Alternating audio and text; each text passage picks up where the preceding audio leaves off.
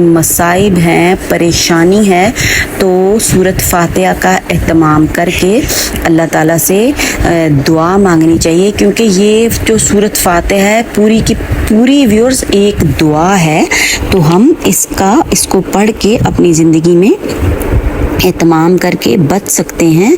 और इससे क्या हो सकता है जी, कुफर, नफाक, हसद, बुग़्ज़ वगैरह वगैरह बातनी इमराज के लिए कुरान शरीफ जो है, कुरान शरीफ का शफ़ा होना तो ज़ाहिर है।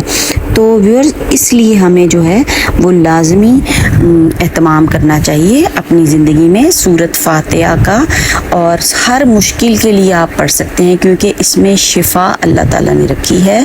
शिफ़ा देखें, ख़ुद फरमाया हज़रत सल्लल्लाहु अलैहि वसल्लम ने फरमाया, अल फातिहा शिफ़ा कुल्ली दाइन, हर चीज़ के लिए शिफ़ा है।